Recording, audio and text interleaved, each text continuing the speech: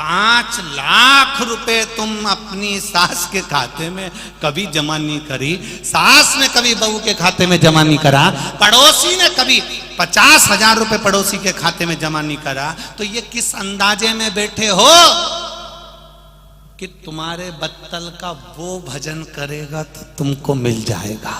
किस अंदाजे में बैठे हो?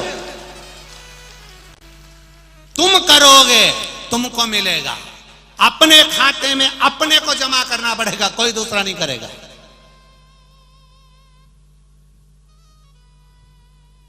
अपने खाते में अपने को जमा करना, अपने को खुद कहना पड़ेगा श्री शिवाय नमस्तु। एक तो हम श्री बोलते, तुम शिवाय बोल देते, पूरा बोला करो श्री, फिर बोल दिए शिवाय, साथ में बोलो श्री शिवाय नमस्तुभ्यम। अब हम श्री बोल दिए, तुम शिवाय बोल दिए, हमें पराठा मिल गया, तुम्हें आलू बड़ा मिल गया, ये कोई बात है क्या? बड़ा और पाव दोनों एक साथ खाओ तो मजा आता है। अब पाव पाव कोई खा ले, बड़ा बड़ा कोई खा ले, तो काय का बड़ा पाव? दोनों, इधर पाव इधर बड़ा, ऊपर पाव, तब बड़ा पाव।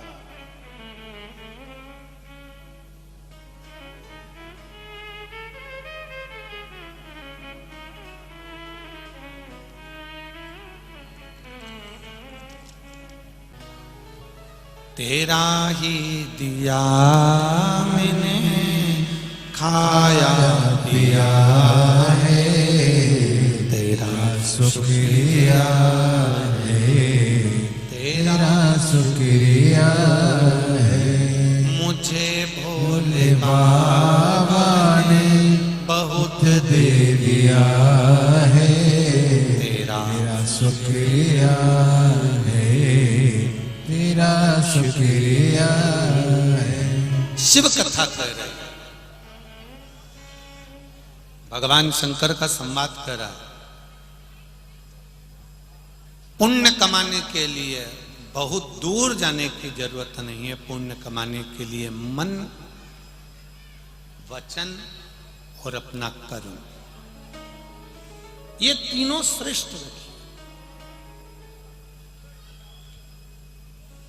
मन से, वचन से, अपने शब्द से और अपने कर्म से किसी को कष्ट ना हो।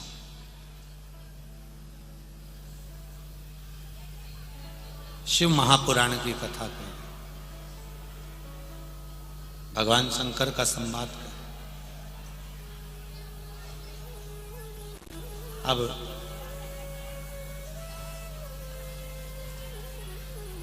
स्वयं के हित के लिए बोला गया झूठ पाप कहलाता है। क्या कहलाता है? जम के बोलो जरा। पाप कहलाता है।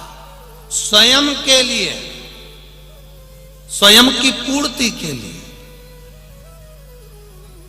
अपने हित के लिए बोला गया झूठ पाप कहलाता है, पर दूसरे के प्राण बचाने के लिए बोला गया झूठ पुण्य कहला जाता है।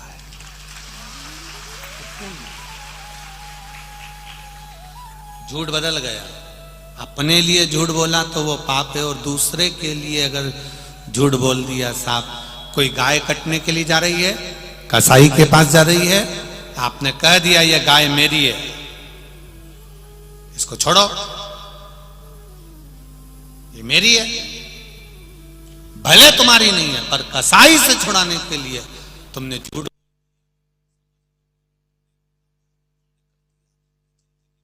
कुछ नहीं, कोई नहीं कर सकता।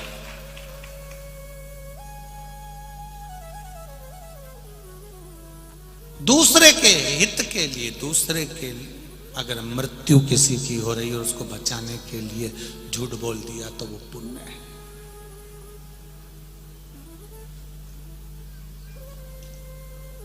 नहीं तो झूठ कितना बड़ा पाप है। गौ माता ने झूठ बोला, मुख को शंकर भगवान ने कह दिया तेरा पूरा शरीर पूजा जाएगा पर तेरा मुख नहीं पूजा जाएगा। केतकी के पुष्प ने झूठ बोला, सारे देवताओं पर चढ़ेगा पर शंकर जी पे नहीं चढ़ेगा। ब्रह्मा जी ने झूठ बोला, उनका सिर काट दिया। कर्मनाशा नदी उत्पन्न हो गई जिसमें एक पशु पक्षी भी पानी नहीं पीते, ऐसी कर्मनाशा नदी प्रकट हो।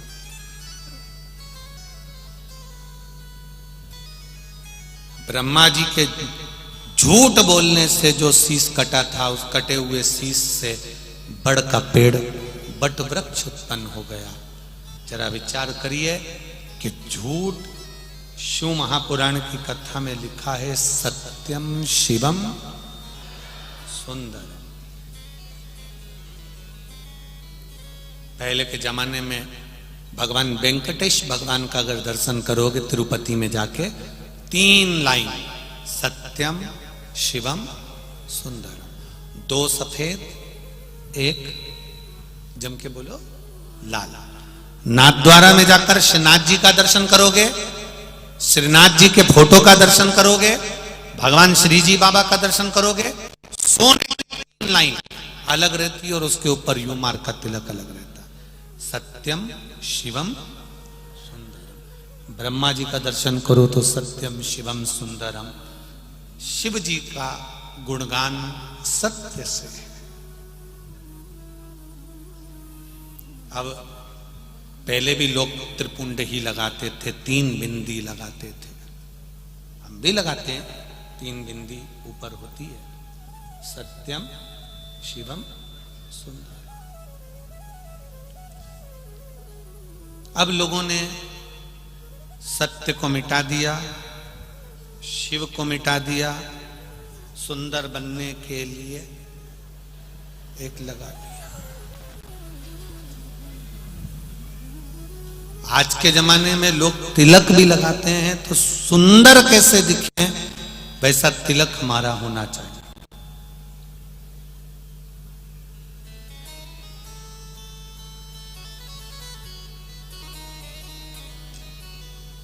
पर सुंदरता किससे आती है? तुम्हारे मुख से जो तुमने अच्छी वाणी बोली है, सत्य बोला है, श्रेष्ठता का शब्द बोला है, सुंदरता उससे प्रकट होती है। ब्रह्मा जी का सिर कटा, सृष्टि की रचना का भार दिया,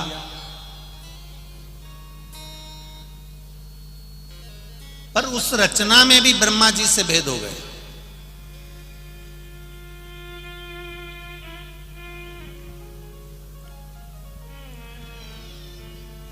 जब थोड़ा सा पुण्य प्रखरता की हो रहा था,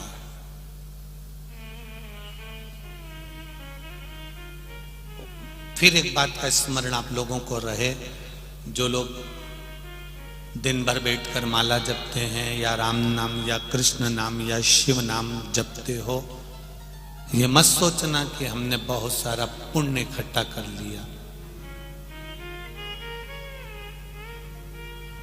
इस अंदाजे में मत रहना। ये तो हमने भगवान का भजन कर कर अपना रास्ता साफ करा। एक कथा आती है बड़ी सुंदर। एक आश्रम में एक साधु रहता था।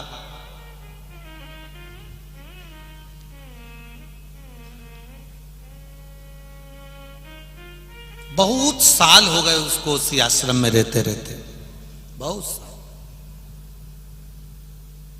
और कई साल बीत गए आश्रम में रहते रहते रहते रहते रहते रहते 30 साल से लगातार भगवान का भजन कर रहा था। 30 साल से लगातार मुख से भगवान का नाम जपना उसने बंद नहीं।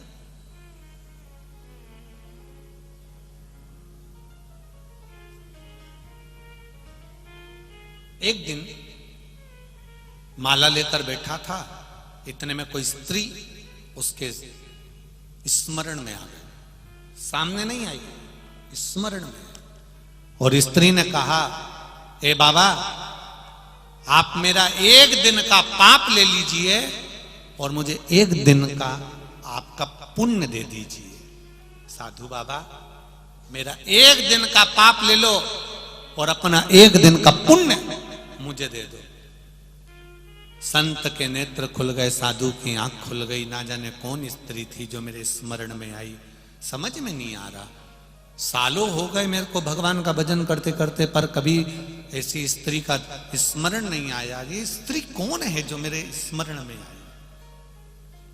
दिन बीता, 2-4 दिन निकलने के बाद बाबा के स्मरण में फिर वही स्त्री आ गई। उसका चेहरा दिख नहीं रहा, पर वो आकर कहती है, एक दिन का मेरा पाप ले लीजिए और एक दिन का आपका पुण्य मुझे दे दीजिए।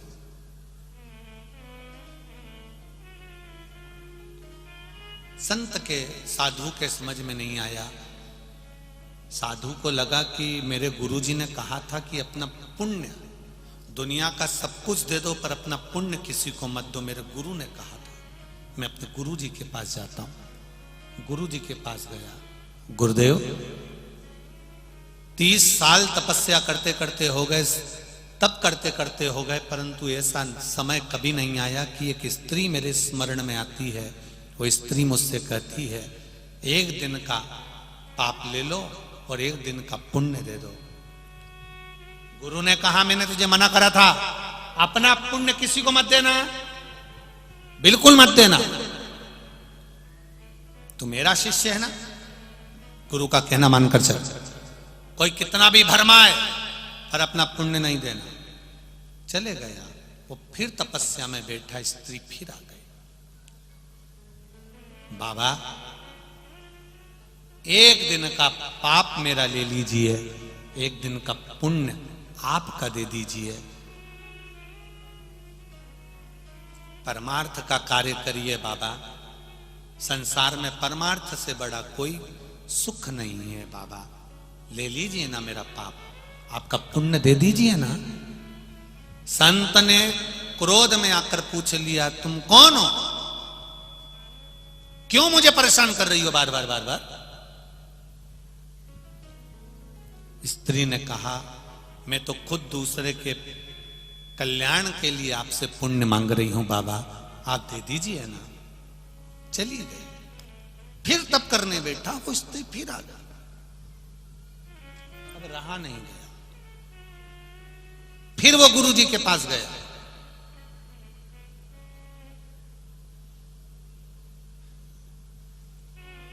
गुरुजी, वो स्त्री मेरे को वापस स्मरण में आ रही है, पर समझ में नहीं आ रहा वो क्यों कह रही है मुझसे। वो कहती है, परमार्थ करो। कोई बहुत परेशान है, उसका कल्याण करना है, इसलिए मैं आपका पुण्य मांग रही हूं। गुरुजी ने कहा, मैंने मना कर दिया ना, नहीं देगा तो नहीं देगा।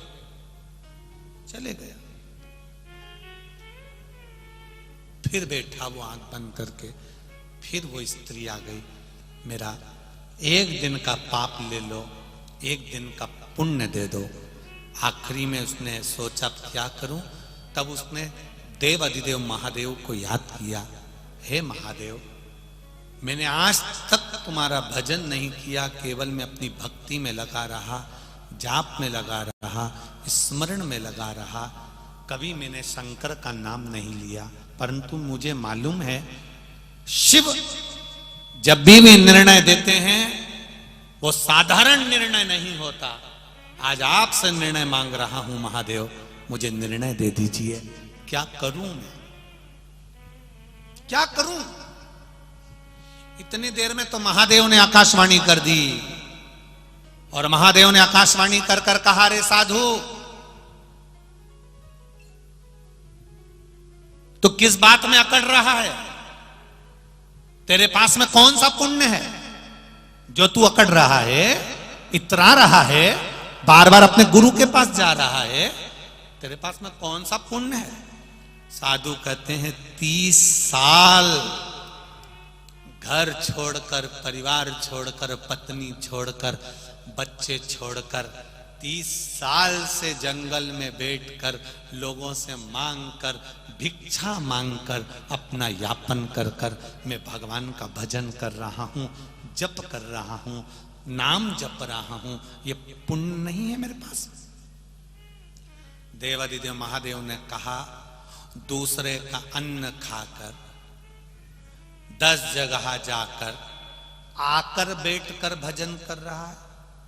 अपनी पत्नी छोड़ दी, बच्चे छोड़ दिए, परिवार छोड़ दिया, कुटुंब छोड़ दिया, एकांत में आकर बैठकर नाम जप रहा है। ये पुण्य नहीं है। तो पुण्य किसको कहते हैं? महादेव कहते हैं, तेरी पत्नी को तू छोड़कर आ गया था, छोटा सा बच्चा उसकी गोदी में था, 2 बच्चे उसके थे, पत्नी तुमको 3 महीने तक ढूंढती रही, मेरा पति आएगा, पति आएगा, बच्चों के लिए उनका पिता आएगा, तू नहीं आया। दर दर ठोकर खाती, कहीं बर्तन मांजने जाती, कहीं झाड़ू लगाने जाती, सब दूर लोग उसको गलत दृष्टि से देखते। तब एक आश्रम में, जहां पर जिसको कुष्ठ रोग हो जाता था, उस कुष्ठ रोग के आश्रम में चली गई और वहां सेवा में लग गई। थोड़ी सी तनख्वाह मिलती, अपने बच्चों का पालन करती।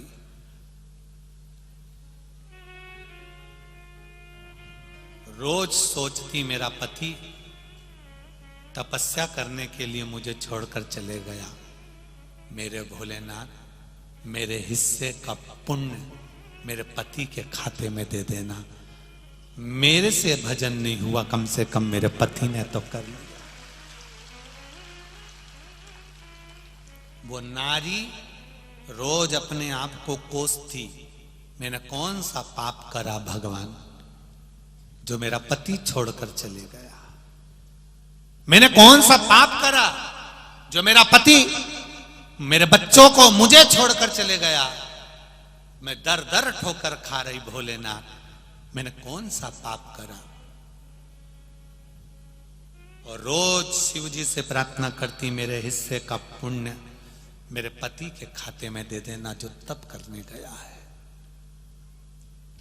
महादेव कहते हैं, साधु पत्नी को छोड़ दिया, बच्चों को छोड़ दिया, परिवार को छोड़ दिया, कुटुंब को छोड़ दिया, 10 जगह से मांग कर भोजन किया, माला पकड़कर बैठ गए, ये पुण्य नहीं है। तुमसे ज्यादा पुण्य तो तुम्हारी पत्नी ने कमाया कुष्ठ रोगियों की सेवा कर।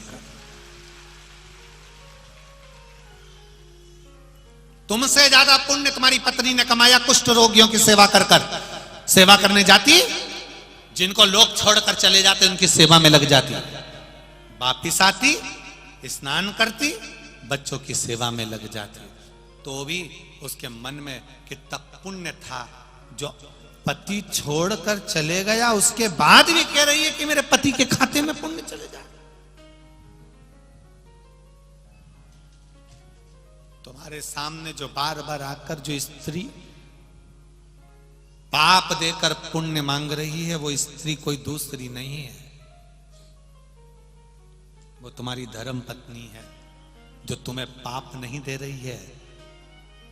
तुमने पुण्य कुछ नहीं कमाया, तो पाप के बहाने वो अपना पुण्य तुझे प्रदान कर रही है, कोई दूसरी नहीं है। अपने वो क्या कह रही है रोज कि एक दिन का पाप मेरा ले लो, एक दिन का पुण्य तुम्हारा दे दो। वो पाप नहीं दे रही है, तुम्हारे पास में ये गलत फहमी है कि तुम्हारे पास में पुण्य ज्यादा है। जो लोग सोचते हैं कि हम भगवान का इतना नाम ले रहे हैं तो हमने पुण्य कमाया, हमने ढेर सारा पुण्य कमा कर बैठ गए, अंदाजे में मत रहना। पुण्य किसको कहते हैं समझ लेना, अच्छे से समझना।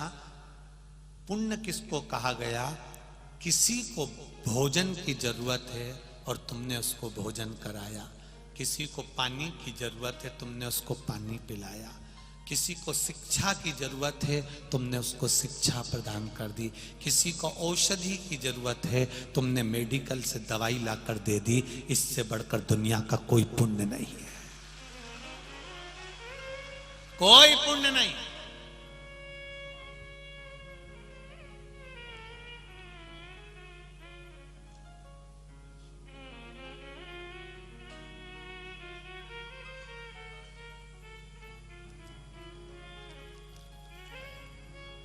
एक पत्र,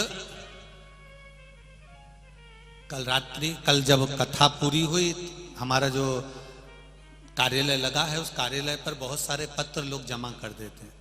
उसमें एक पत्र आया है जो हमारे कमरे में रखा है। वो जो कथा के यजमान हैं आदरणीय दादा साहब भूसे जी, उनके लिए लिखा है।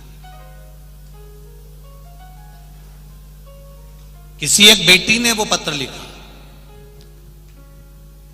आदरणीय दादा साहब भूसे जी के लिए पत्र लिखा। उस पत्र में लिखा था, उस पत्र को पढ़कर हमें भी प्रसन्नता हुई। उस पत्र में लिखा था, गुरुदेव, मैं मालेगांव के नजदीक के गांव की हूं। उस गांव का नाम भी उसने लिखा है। गुरुदेव, हम नासिक जिला से हैं। मेरी और मेरे भाई की पढ़ाई पैसे के चक्कर में रह गई थी। एक बार दादा साहब के पास में हमने केवल पत्र भेजा था और दादा साहब ने हमारी पूरी पढ़ाई करा दी है। गुरुदेव, हम दादा साहब का यह एहसान, इसको पढ़कर प्रसन्नता हुई। आदरणीय भूसे जी को मैं बहुत बहुत साधुवाद देता हूं। पुण्य किसको कहते हैं? यह पुण्य को समझने के लिए ही यह पुण्य श्री शिव महापुराण की कथा। आदरणीय दादा साहब भूसे जी को बहुत बहुत साधुवाद, इस व्यासपीठ से बहुत बहुत साधुवाद। नेता पत्र आता है, पढ़ते हैं, पटक देते हैं, उस पर स्मरण नहीं करते। पर आदरणीय दादा साहब भूसे जी को धन्यवाद है कि उन्होंने उस बेटी का पत्र तो पढ़ा था, पढ़कर बच्चों का विद्या अध्ययन तो कराया।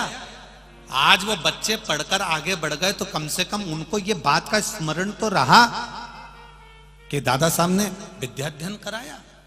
ये जीवन का वो पुण्य है जो कहीं नहीं मिल सकता, कभी समाप्त नहीं हो सकता। और मैं कहूंगा आदरणीय दादा साहब को कि ये संस्कार आपके माता पिता के हैं। और ये संस्कार कल बच्चे बता रहे थे कि आदरणीय मंत्री हैं, राज्य मंत्री का पद है। उसके बाद में कार्यकर्ता बता रहे थे कि जमीन पर वहां कहीं कोने में बैठकर कथा सुन रहे थे। कहीं कहीं कहीं ये अभी कहीं का मिनिस्टर हो, मंत्री हो, तो वो पहले तो किरीच वाला कुर्ता ही सही नहीं हो, परंतु ये वात्सल्यता, इसको करुणता कहते, इसको प्रेम कहते हैं।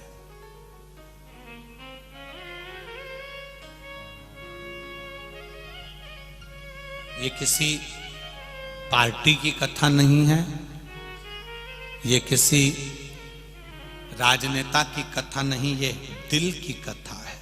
केवल दिल से पाची जा रही है और दिल से कराई जा रही है। इसको हृदय से कराया गया, चित्त से, आनंद से।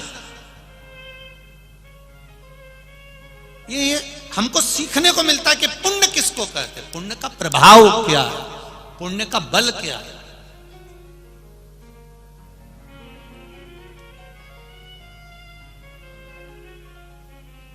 पुण्य का प्रभाव, पुण्य का बल किसको कहते हैं।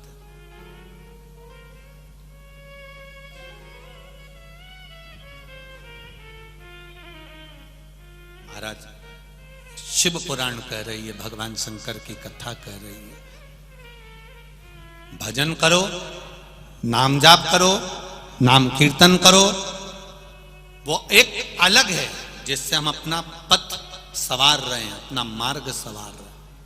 पर किसी गरीब को भोजन करा देना, किसी, हम अपनी कथा में गरीब शब्द लेना भी नहीं चाहते, क्योंकि गरीब नहीं होता, हम कहना चाहते हैं किसी साधारण को।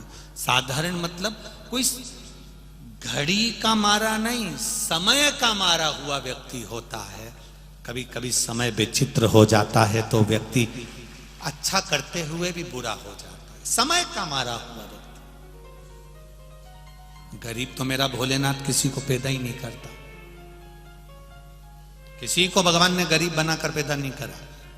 सबको 2 किडनी दिए, 5-5 लाख की,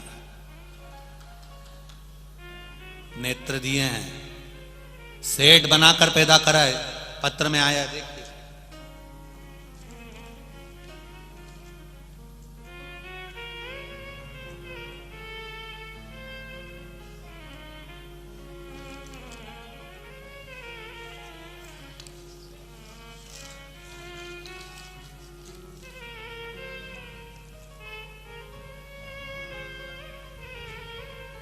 मेरा नाम सुनीता लक्ष्मण शर्मा है।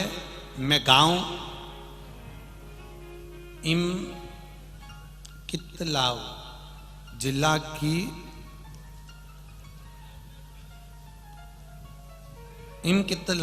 जिला तापी गुजरात से आई हूं। कहीं बैठी आप ही हैं? दोनों हाथ हिला दो एक बार ऐसा। गुजरात से मैं कथा सुनने आई हूं। कोई मुझसे पूछे गुरुजी 23/8/2022 को मुझे बारडोली के गांधी हॉस्पिटल में डॉक्टर ने 7 इंच की गठान गर्भाशय में बताई थी। 7 इंच की गठान थी। डॉक्टर ने तुरंत ऑपरेशन का कहा। मैंने रिपोर्ट भी लगाई है डॉक्टर की और गठान की एक्सरे भी सारी लगाई है। आप देख सकते हैं उसमें गठान बताई गई है। 7 इंच की गठान मेरे गर्भाशय में हो गई। तब डॉक्टरों ने को रिपोर्ट दिखाई। सभी ने मुझे ऑपरेशन का कहा, लेकिन मैंने शिवजी पर विश्वास रखकर और बेलपत्र डॉक्टर की दवाई ले जाकर शंकर जी को दी। शिवजी से कहा मैं कुंदकेश्वर महादेव के नाम से ये दवाई खा रही हूं, मेरी गठान गल जाए।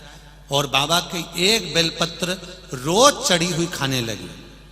बाबा को बेल की भस्म चढ़ाती, उसको उठाकर लाती, खाती। पशुपति व्रत करा। तीसरे व्रत को मेरी तबीयत ज्यादा खराब हो गई।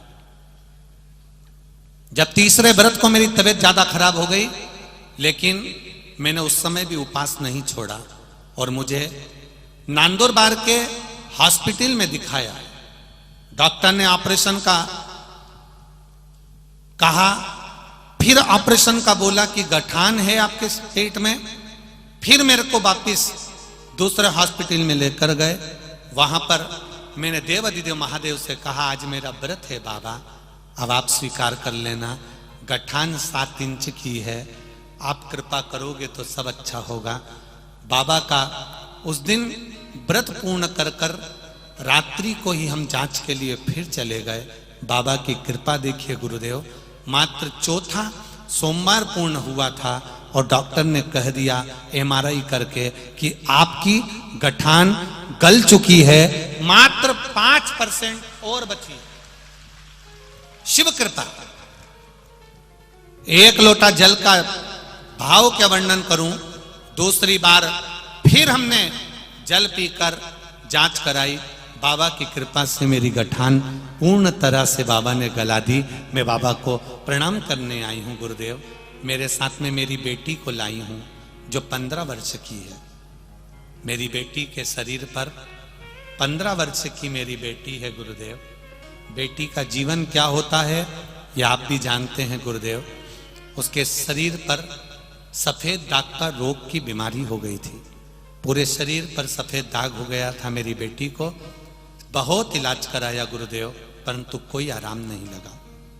मैंने मार्च के महीने में आपने जो सीहोर में कथा करी रुद्राक्ष महोत्सव, उस कथा का स्मरण किया और उस दिन से मैंने भगवान शंकर को 1 लोटा जल चढ़ाकर सीहोर के कुबेरेश्वर बाबा का नाम लेकर भगवान शंकर पर जल चढ़ाकर 1 रुद्राक्ष का जल शिव को चढ़ाकर बेटी को पिलाना प्रारंभ करा। मेरी बेटी उस सफेद रोग से पूरी तरह ठीक हो गई। मैं उसको यहाँ पर प्रणाम करने लाई हूँ।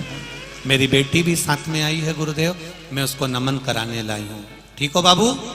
श्री शिवाय नमस्तुभ्यम। एक बार दोनों हाथ उठाकर हर हर महादेव। शिव कृपा इसी को कहते। बैठिए बाबू। मेरी बेटी का पूरा शरीर ठीक हो गया गुरुदेव। शंकर की कृपा क्या होती है। मेरी बेटी का जीवन शिव ने सवार दिया। इसको देव अधिदेव महादेव कहते हैं, शंकर कहते। तेरी कृपा बिना ना हिले एक भी, लेते हैं श्वास तेरी कृपा से। एक पत्र और है बड़ा सुंदर है। सबके लिए अगर कोई बड़ा है, वृद्ध है, चोंगे जैसी आवाज आ रही है, उसको क्लीन करो।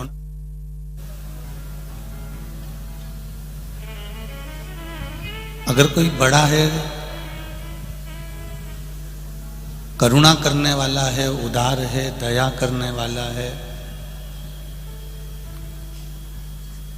कृपा का सागर है। देवों के लिए भी जो देव है, देवताओं के लिए भी जो पूज्य है। जैसे आपने और हमने कथा में श्रवण करा, भगवान शंकर की पावन कथा में हमने सुना, भगवान शिव की कथा में हम श्रवण करते हैं, सुनते हैं कि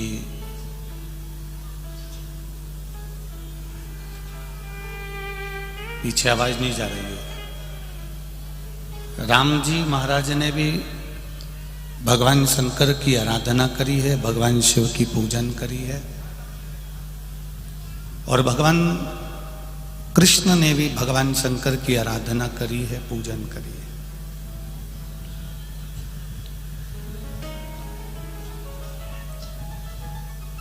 अर्थात पीछे आवाज नहीं जा रही है।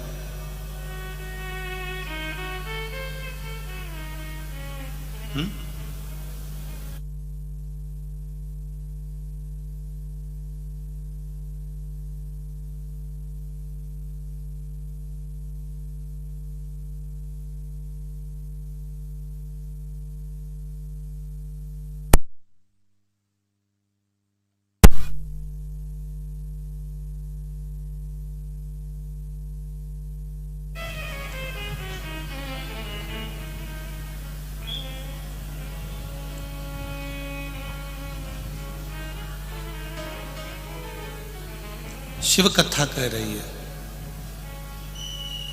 भगवान शंकर का संवाद कह रहा है,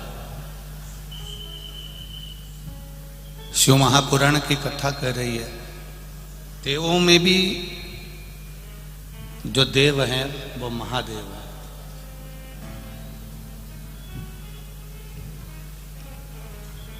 देवताओं के लिए भी जो पूज्य है,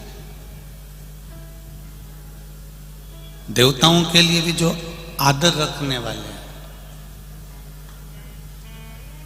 देवताओं के लिए भी जो सुख प्रदान करने वाले हैं,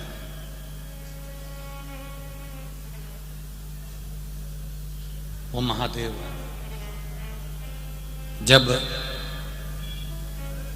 मेरे राम जी महाराज लंका पर चढ़ाई करने के लिए जा रहे हैं और विजय प्राप्त करना चाहते हैं और उनको कुछ सुख का, आनंद का अनुभव दिख रहा है, तो वो भगवान शंकर की आराधना करते हैं, भगवान शिव की भक्ति करते हैं। इससे ही हमें प्रेरणा मिलती है, इससे ही हमें सीखने को मिलता है कि भगवान भी जिसका भजन कर रहे हैं, मेरे राम जी महाराज भी जिसका स्मरण कर रहे हैं, मेरे कृष्ण भगवान भी जिसका स्मरण कर रहे हैं, वो कोई साधारण नहीं हो सकता, वो विश्व का कल्याण करने वाला हो सकता है, वो देवाधिदेव महादेव हो सकता है।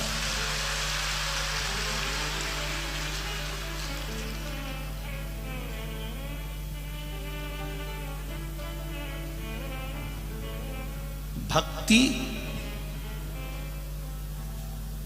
हम जितनी प्रेम वश करते हैं, भक्ति हम जितनी प्रेम के साथ करते हैं, हम आनंद के साथ करते हैं, हम स्मरण के साथ में करते हैं, उतना सुख हमारे जीवन में आ जाता है।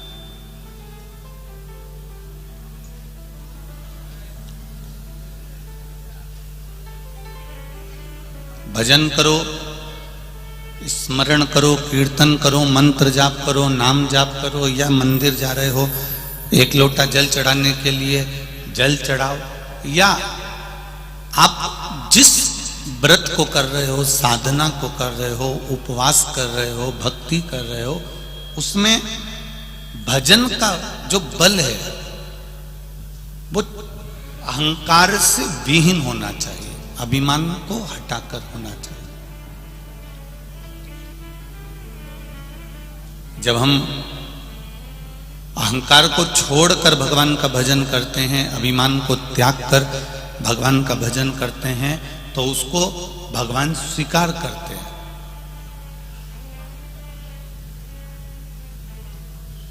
शिवजी को चढ़ाए गए प्रसाद में बेलपत्री मूल होती है, भगवान विष्णु को चढ़ाए गए, राम जी को चढ़ाए गए, भगवान कृष्ण को चढ़ाए गए प्रसाद में तुलसी मूल होती है। उसी तरह भगवान के भजन को करने के लिए अहंकार विहीन होना चाहिए, तो भगवान उसको स्वीकार कर लेता है, उसको प्राप्त कर लेता है।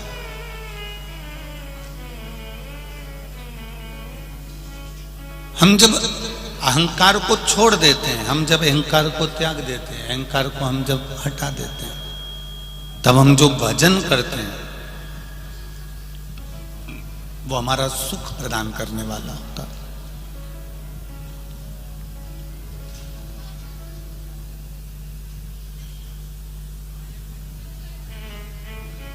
बहुत सारी गीली लकड़ी है, लकड़ियों का ढेर लगा हुआ है, गीली गीली लकड़ी है, और गीली लकड़ी अब जले कैसे?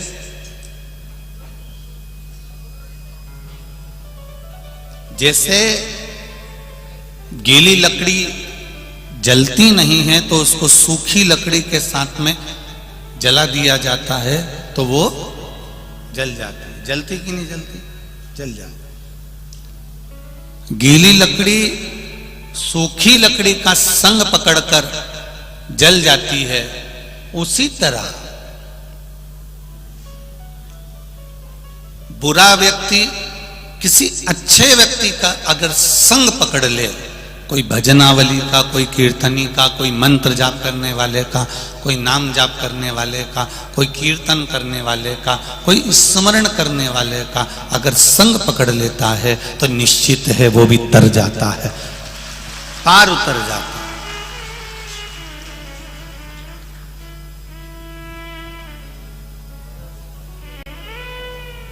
पहले कथा में कहा है, एक लोहे का कीला, एक लोहे की कील, इस लोहे के कील को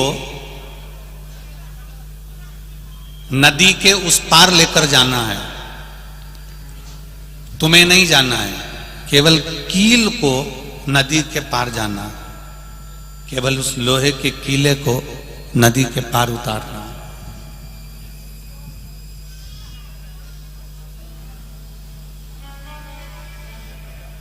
लोहे का कीला, लोहे की कील नदी के उस पार लेकर जाना है, और तुम्हें नहीं जाना है, केवल उस कील को जाना है। तो कील को उठाकर तुमने नदी में डाला तो वो कील तैर जाएगी क्या? वो लोहे की कील, लोखंड का कीला, लोहे का कीला पार उतर जाएगा? नहीं उतरेगा। पर उसी लोहे की कील को अगर आपने एक लकड़ी में ठोक दिया, एक लकड़ी में उसको ठोका और उस लकड़ी को आपने पानी में डाल दिया, तो वो लोहे की कील भी पार उतर जाती है। उसी तरह इस आत्मा को परमात्मा में ले जाकर ठोक दीजिए, उसके चरणों में ले जाकर छोड़ दीजिए, तो ये आत्मा पार उतर जाती है। परमात्मा का भजन कर कर पार उतरने का प्रयास कर जाती है।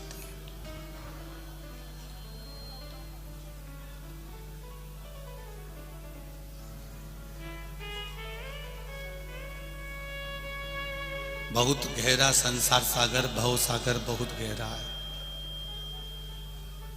इस बहुत गहरे भव सागर में, संसार सागर में भजन एक लकड़ी की तरह है, और उसमें अगर ये भजन हमने अगर जोड़ दिया है तो ये निश्चित है कि भव सागर से पार उतरने में देरी नहीं लग सकती। भव सागर से हम पार उतर सकते हैं। शिव कथा कह रही है,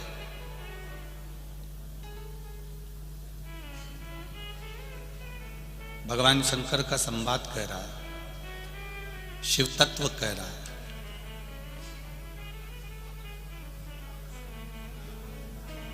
पुण्य तीन तरह से किया जाता है, एक मन से, दूसरा वचन से, और तीसरा कर्म से। पुण्य श्री शिव महापुराण की कथा ये मालेगांव को मिली है। अब उससे आप अंदाजा लगा लो कि कितना पुण्य मालेगांव वालों ने करा होगा, इसलिए पुण्य श्री शिव महापुराण की कथा मिली, प्राप्त हुई।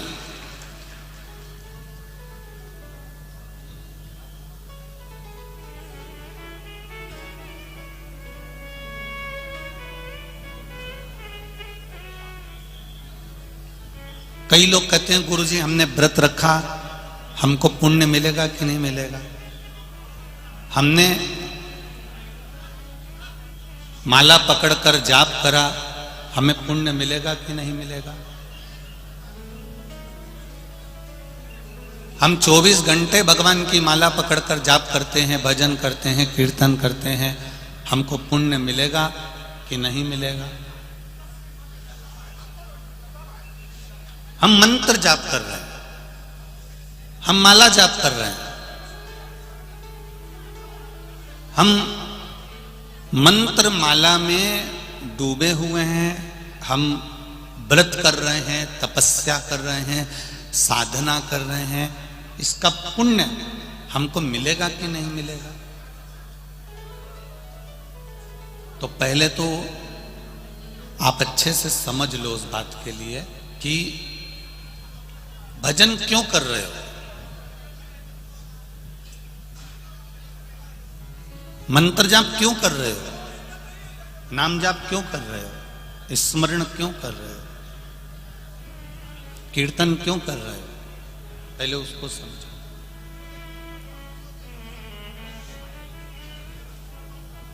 हमने पुण्य कमाने के लिए कोई मंत्र का जाप नहीं करा, हमने पुण्य कमाने के लिए भगवान का भजन नहीं करा। हमने अगर भजन करा है तो केवल एक कारण से करा है कि अभी जो मनुष्य का शरीर मिला है, अगला जब जन्म हो तो यह मानव का शरीर ना मिलकर हम भगवान के चरणों में समाहित हो जाएं। बस कहीं ना कहीं हमें परमात्मा की प्राप्ति हो जाए, भगवान की प्राप्ति हो जाए।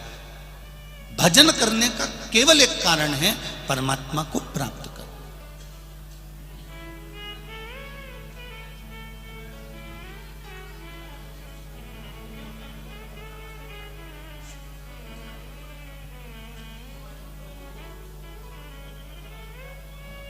एक बेलपत्री में 3 पत्ती होती हैं। थोड़ा ध्यान से सुनना मालेगांव वालों, पुण्य शिव महापुराण की कथा चल रही है, बार बार नहीं मिलेगी।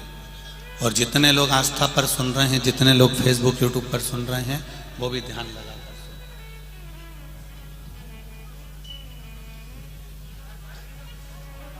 पुण्य शिव महापुराण की कथा की ये 3 बेलपत्र में 3 पत्तियां होती हैं।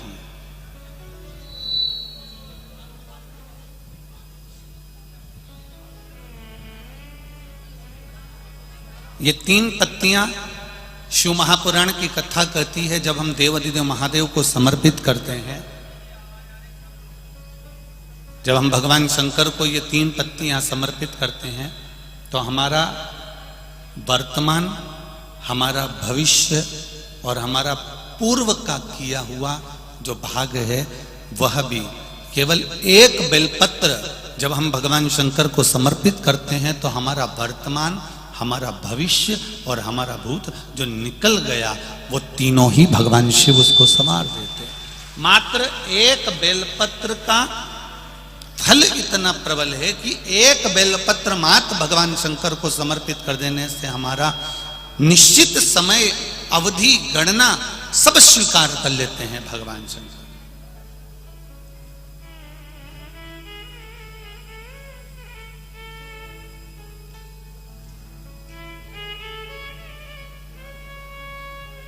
एक बेलपत्र की 3 पत्तियां नहीं है। एक बेलपत्र में जो ब्रह्मा विष्णु महेश हैं, एक बेलपत्र में जो हमारा जीवन है, एक बेलपत्र में जो हमारे देवाधिदेव महादेव विराजमान है, एक बेलपत्र में जो माँ जगज्जननी दुर्गा भवानी विराजमान है, एक बेलपत्र में जो नारायण लक्ष्मी विराजमान है, एक बेलपत्र में जो ब्रह्मा ब्रह्माणी विराजमान है, एक बेलपत्र के अंतर्गत जो मेरे देव अधिदेव महादेव की 64 योगनियां विराजमान है।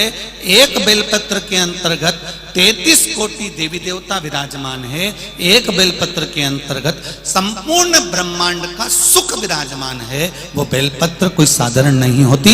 शिव को चढ़ा देने पर वो बेलपत्री का सुख हमारे जीवन पर्यंत प्राप्त हो जाए।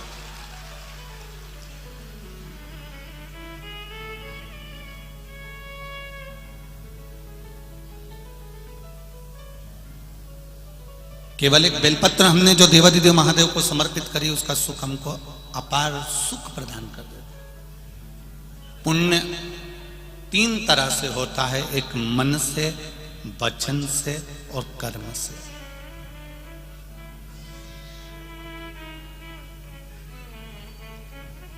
अब जरा ध्यान देना,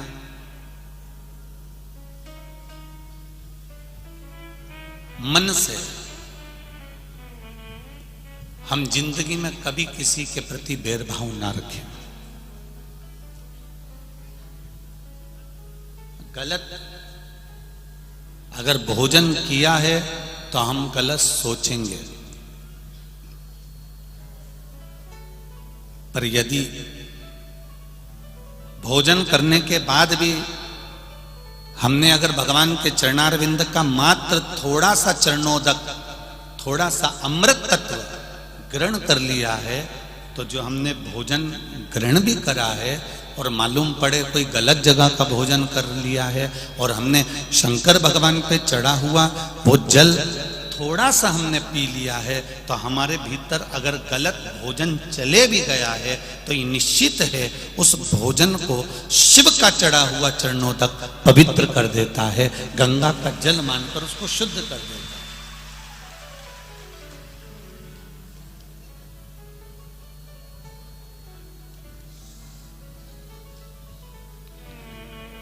दो विष होते हैं, 2 तरह का विष होता है। एक विष भोजन में मिलाया जाता है और एक विष कानों में मिलाया जाता है। जरा ध्यान देना मालेगांव वालों और जितने लोग आस्था चैनल पर सुन रहे हैं वो भी। एक विष भोजन में मिलाया गया है और एक विष कानों में घोला गया है। ये 2 विष हैं।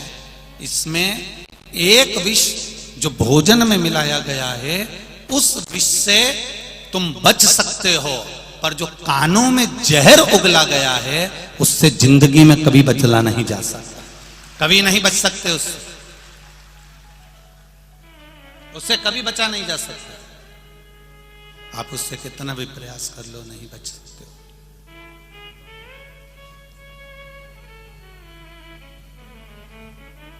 भोजन का विष निकल सकता है, पर कानों में जो घुला हुआ विष है ना, ये जिंदगी भर नहीं निकलता। एक सास ने अगर बहू को अपशब्द कह दिया है, जेठानी ने देवरानी को अपशब्द कह दिया है, एक बेटे ने बाप को अपशब्द कह दिया है, एक भाई ने भाई को अपशब्द कह दिया है, एक बहन ने बहन को अपशब्द कह दिया है, किसी मोहल्ले के व्यक्ति ने, कॉलोनी के, सोसाइटी के व्यक्ति ने अपशब्द कह दिया है। एक बार अपशब्द किया और वो अपशब्द जीवन पर्यंत तक रहता है, मरते दम तक वो अपशब्द समाप्त नहीं होता। जब तुम उसको देखते हो तब तुम्हारा खून खोल जाता है, इसने मेरे साथ ऐसा किया।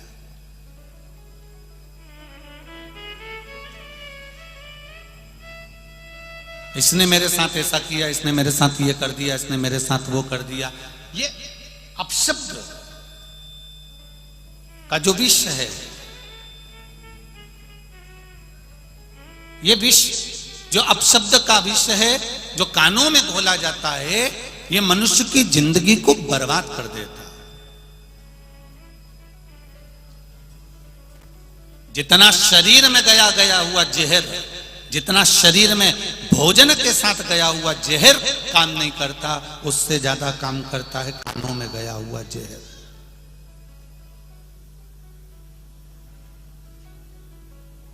आज संपूर्ण विश्व में, संपूर्ण ब्रह्मांड में करई किया जा रहा है।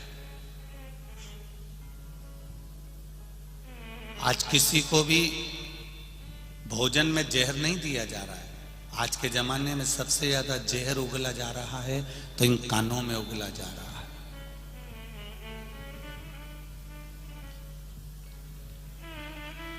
ये कानों का जो जहर है, ये जीवन को नष्ट करने वाला।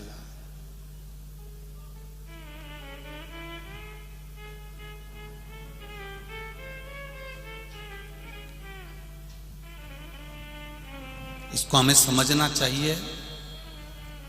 एक बॉर्डर पर खड़ा हुआ सैनिक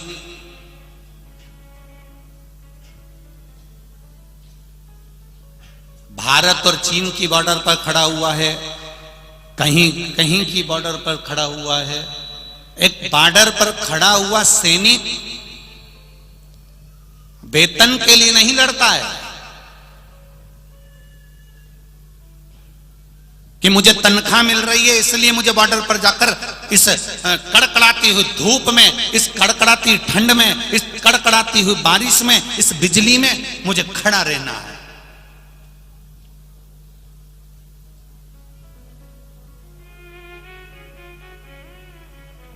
एक बॉर्डर पर खड़ा हुआ सैनिक वेतन के लिए नहीं लड़ता।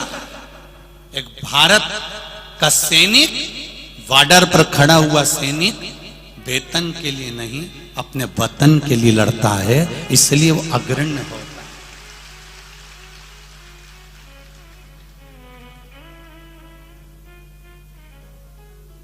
वो वतन के लिए लड़ रहा है, अपने राष्ट्र के लिए।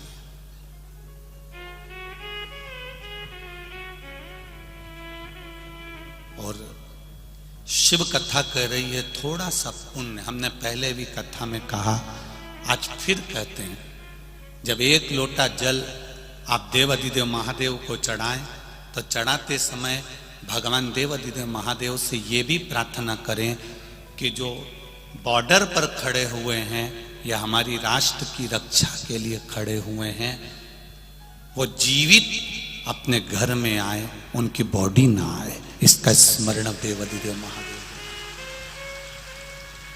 जीवित अपने घर में आए। एक लोटा जल हमें वो बॉर्डर पर खड़े हुए सैनिकों के लिए, जो राष्ट्र की सेवा में लगे हुए ये आदिक सभी लोग हैं, इनके लिए भी हमको एक लोटा जल समर्पित करना चाहिए कि राष्ट्र के लिए लड़ रहे हैं।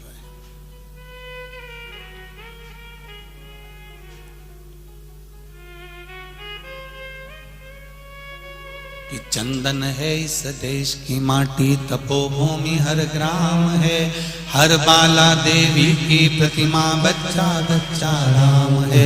जिसके सैनिक समर भूमि पर गाया करते गीता है, उसी माटी के हल्के नीचे खेली करती सीता है। ये चंदन है भारत की भूमि, कोई साधारण भूमि नहीं है।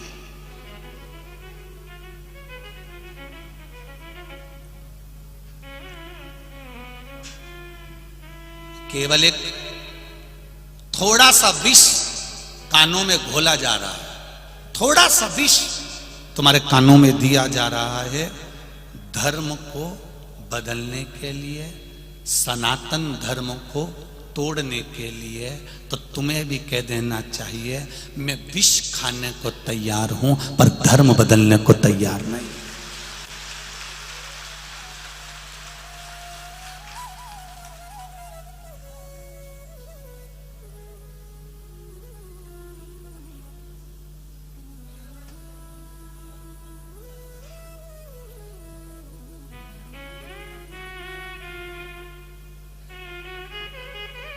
अपना धर्म छोड़कर, सनातन धर्म को छोड़कर हम अन्य धर्म में प्रवेश ना करें।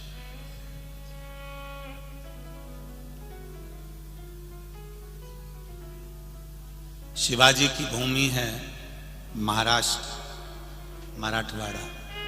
ये महाराष्ट्र, जिस महाराजा शिवाजी ने अपना प्राण लाकर रख दिया था केवल इस राष्ट्र को बचाने के लिए, धर्म को बचाने के लिए, संस्कृति और सभ्यता को बचाने के लिए।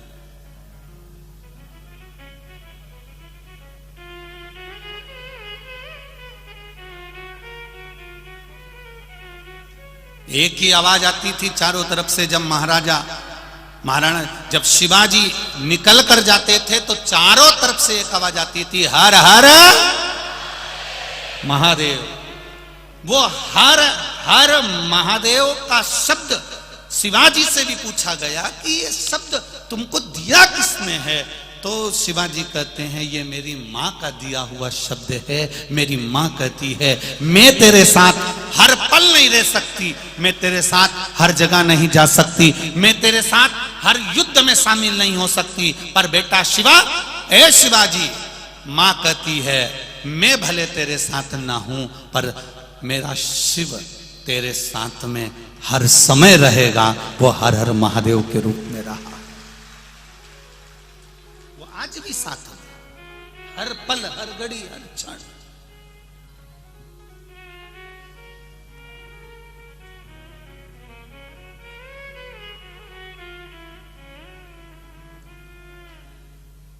आप लोग के मुख पर जिस दिन ये शब्द आ गया ना, कौन सा, जम के बोलिए जरा, जिस दिन आपके मुख पर यह शब्द आ गया, आप हमेशा कहते हो वहां तक जाना है, अरे काय को चिंता करता, मेरे पास गाड़ी है, मैं अब भी लेके आता हूं। लड़ाई हो गई, मेरे पास में मेरा भाई है, वो सब निपट लेगा। बीमारी आ गई, हमारा डॉक्टर है साथ में, वो कर लेगा, सब कुछ है। एक जरा सा तुमको कोई वहां से चल के तुम आई और वहां जाके खड़ी हो गई और तुम्हें कोई अंदर बैठने नहीं देता है तो तुम क्या करती हो? अभी रुक जा।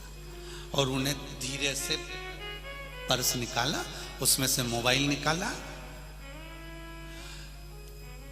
और उसने फोन लगा कर कह दिया, लो बात कर लो जरा, हम अंदर नहीं बैठने देंगे। जब बोल दिया ना नहीं बैठने देंगे तो नहीं बैठने देंगे, तो बात करना मोबाइल पे। और उसने जो मोबाइल पकड़ाया और मोबाइल पे जैसे ही बात करी, इतने देर में तो आइए भाभी जी बैठी,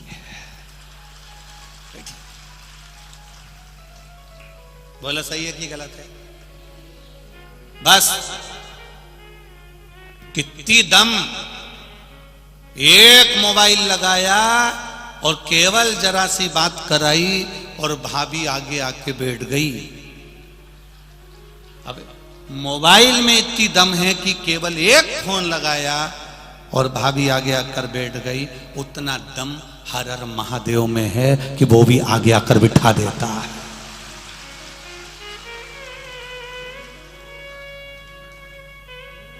कोई आगे नहीं बैठने दे रहा है, कोई काम अटक गया है, कोई काम रह गया है, तो फिर मोबाइल लगाया जाता है, मैं यहाँ खड़ी हूँ तुम मुझे लेने आ जाओ, बहुत भीड़ है मैं बाहर खड़ी हूँ तुम मुझे लेने आ जाओ। उसी तरह एक शब्द हम भी देवादिदेव महादेव से कहते हैं, हे भोले बाबा, संसार सागर में भटका हुआ हूँ, पड़ा हुआ हूँ, बहुत कष्ट में हूँ, आप मुझे संभालने आ जाओ। तब देवादिदेव महादेव डमरू बजा देते हैं और आपको अपना ले।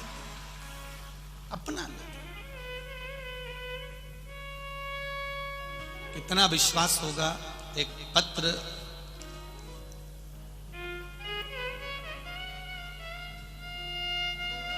पायल सुजेंद्र सरोदे,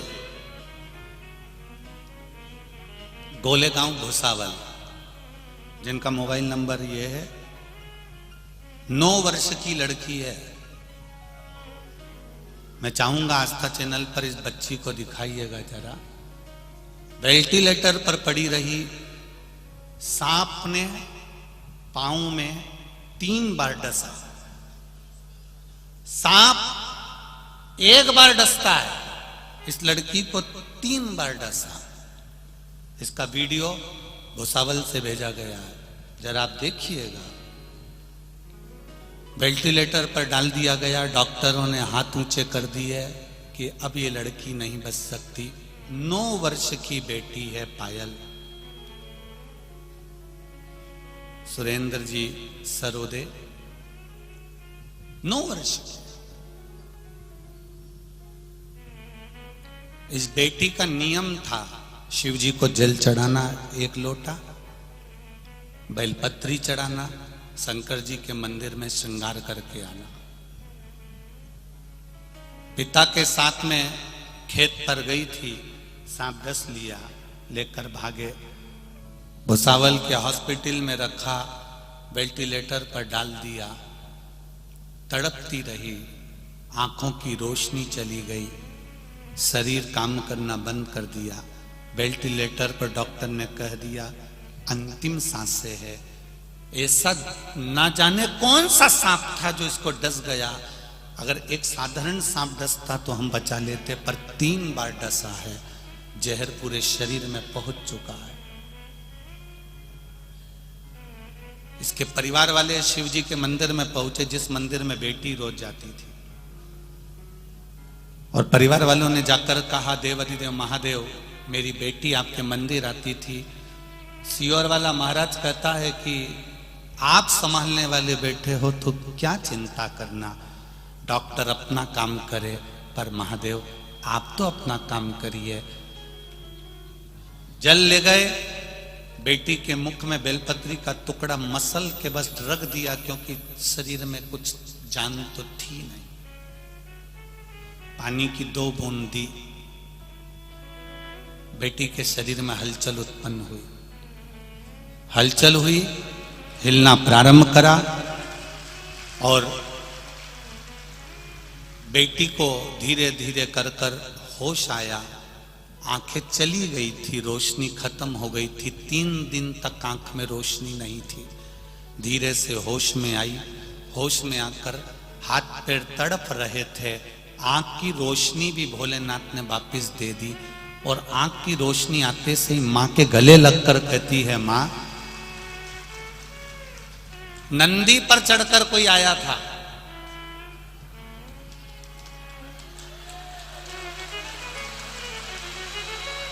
वो बेटी का फोटो देखिए जो तड़प रही है, नंदी पर चढ़कर कोई आया था, और इसमें लिखा है उसके साथ में पार्वती जी कोई स्त्री बड़ी सुंदर, एक लाल कलर की साड़ी पहनी थी, बड़ी सी बिंदी लगी थी, पीला सिंदूर उसके मांग में था। 9 साल की बेटी अपनी मां को कह रही है, और मां वहां पर पास में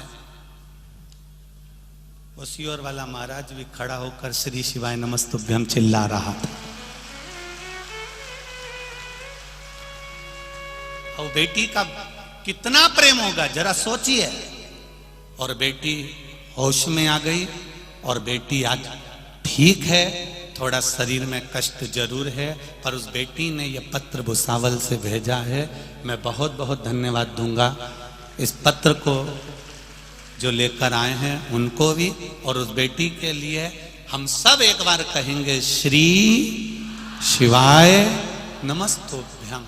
फिर से कहिए श्री शिवाय नमस्तुभ्यम। स्वस्थ हो, अतिशीघ्र स्वस्थ। ये शिव तत्व, ये शंकर, कितना विश्वास। एक पत्र और देखिए, हम पूरे पत्र तो अभी पढ़े नहीं है, पर थोड़ा पत्र और देखिए।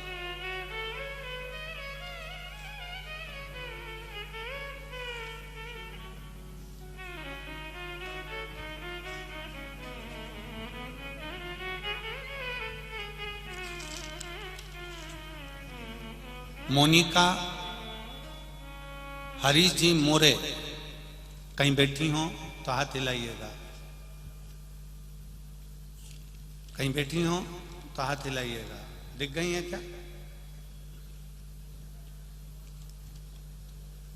दिख गई हो तो हाथ जरूर हिलाएं, दोनों हाथ हिला दें। अच्छा ठीक है, दिख गए दिख गए ठीक है। मोनिका हरीश जी मोरे, गुरुदेव,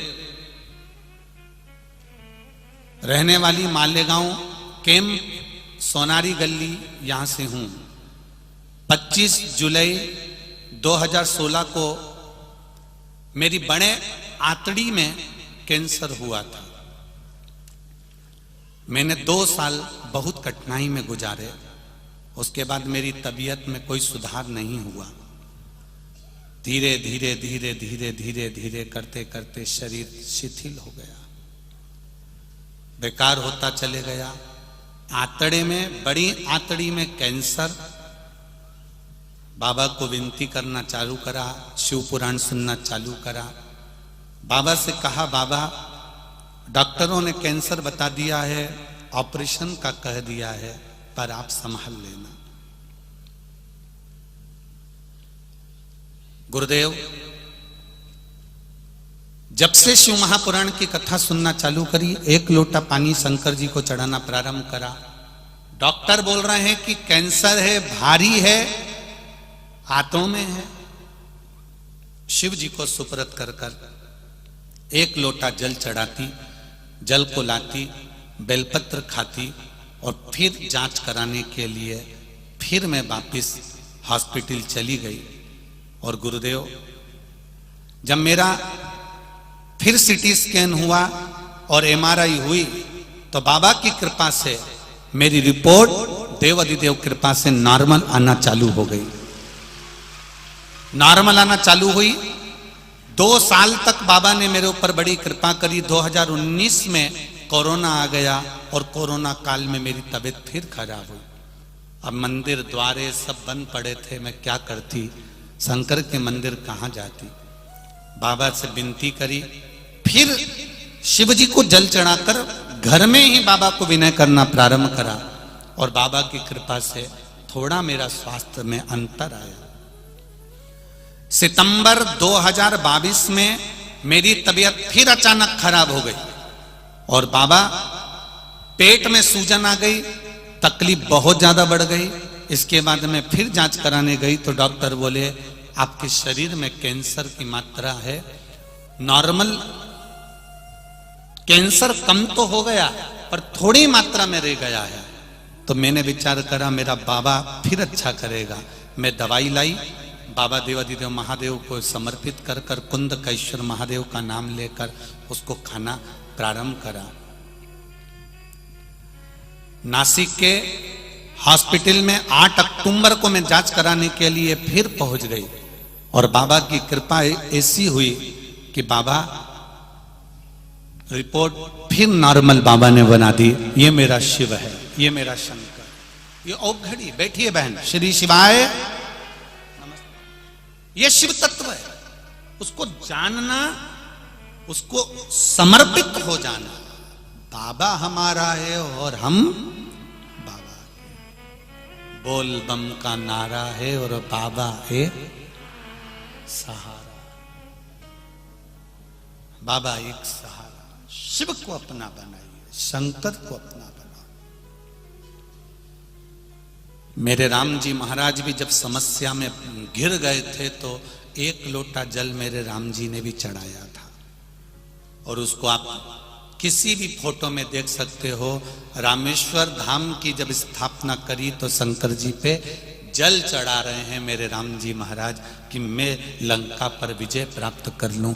भगवान कृष्ण के यहाँ संतान नहीं हुई तो उन्होंने भी शिव जी की आराधना करी गर्गाचार्य बाबा के कहने पर।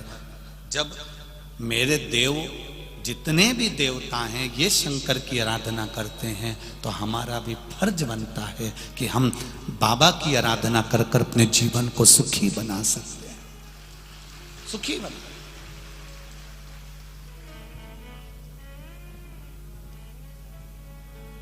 बैठा है वो अलमस्त,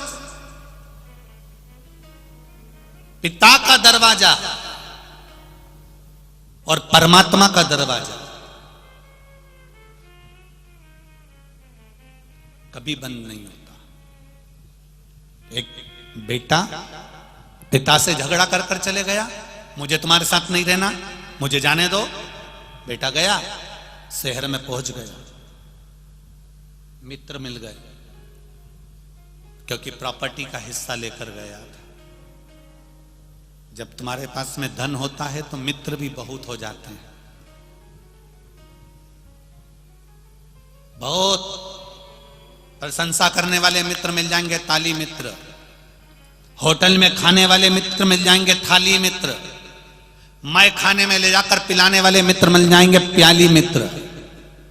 ताली, थाली और प्याली, ये मित्र तो किसी के भी बन सकते हैं और सही मित्र वो होता है जो तुम्हें शंकर के मंदिर तक ले जाकर छोड़ दे। वो मित्र बड़ा कठिन से मिलता है। मंदिर को छुड़ाने वाले मित्र ढेर मिल जाएंगे, भगवान के पास छुड़वाने वाले, भगवान के मंदिर मत जाओ, भगवान के पास जाकर क्या करोगे, क्या होता है पानी, पत्थर पर दूध चढ़ाने से, क्या होता है जल चढ़ाने से, क्या होता है बेलपत्र चढ़ाने से। भगवान को छुड़ाने वाले, भगवान से दूर करने वाले, परमात्मा से दूर करने वाले मित्र बहुत मिल जाएंगे, पर परमात्मा के करीब भेजने वाले, भगवान के पास लेकर छोड़ने वाले मित्र बहुत कम मिलते हैं। जो आपसे कहें चल गाड़ी पे बैठ, अभी अपन शंकर जी को लोटा भर के जल चढ़ा के आते हैं, चल गाड़ी पे बैठ, अभी दर्शन करके आते हैं, चल अपने मालेगांव में कथा हो रही है, 25 किलोमीटर दूर है, चल गाड़ी पे बैठ, 25 किलोमीटर तक चलते हैं। इतनी दूर, वाह वाह वाह। आज के छोरा छोरी की शादी करने के लिए तो इतनी दूर जा रहे, गोवा, भुवनेश्वर, बोलो सही है कि गलत है? छोरा छोरी मालेगांव के और शादी कर रहे वहां जाके। छोरा छोरी की शादी करने वाले मालेगांव से जब इतनी दूर जा सकते हैं, तो वो शादी करने वालों से भी निवेदन है कि फिर शिव पुराण तक क्यों नहीं आ सकते? जरा विचार तो करो। छोरा छोरी की शादी कर, अच्छा विचार करो, छोरा छोरी की शादी करी, पर उसकी कोई गारंटी नहीं है कि छोरे की बहू तुमको 2 रोटी दे देगी, उसकी कोई गारंटी नहीं है। पर इस बात की गारंटी हम लेते हैं कि शंकर की कथा अगर दिल से सुनी है तो पेट तो मेरा महादेव भर ही देगा, ये निश्चित है। शादी में 50 लाख, 1 करोड़, 25 लाख, 20 लाख रुपए खर्च करे, कोई गारंटी नहीं कि बहू 2 रोटी देगी, गरम रोटी देगी, ये कोई गारंटी नहीं। अब वो गरम रोटी दे रही है कि गरम गरम डंडे दे रही है, इसका कोई गारंटी नहीं, कोई गारंटी। अब वो तो कौन के गुरुजी, अब तुमसे हम पूछें तो कोई तुम बोलोगी, बस चेहरा उतार के बैठी रहोगी तो तुम्हें गुरुजी समझ जाएगा पापड़ी की हालत वैसी ढीली है, कई करे उसमें क्या बोले।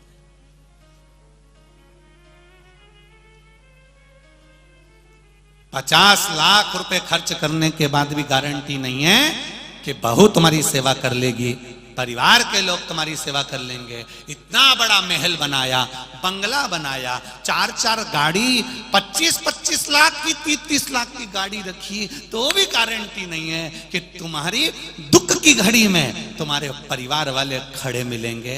जब शरीर में रोग होता है, कष्ट होता है, बीमारी होती है, अकेले वेंटिलेटर पर पड़े होते हो, अकेले आईसीयू में पड़े होते हो, डॉक्टर आता है, दवाई देकर चेक कर कर चले जाता है, परिवार वाले कमरे के बाहर, आईसीयू के बाहर, वेंटिलेटर के बाहर, बाहर खड़े हैं, बस बैठे बैठे सोच रहे बहुत अच्छा है, क्या पता क्या हो गया, आंख में आंसू भी आ रहे, भगवान इनको ठीक कर देना।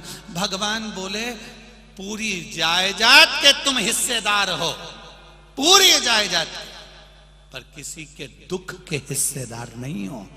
मनुष्य को अकेला भोगना है, कोई दूसरा नहीं भोगे, अकेला। कितनी विचित्र कथा है वो रत्नाकर की, कितनी विचित्र। तमसा नदी के तट पर जंगलों में बहुत सारे जंगल में रहने वाले, वन में विचरण करने वाले आदिवासी गण रहते,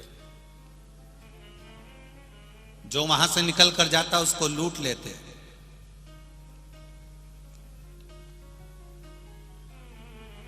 किसी को मार देते, किसी को काट देते, दूसरों का धन इकट्ठा कर लेते।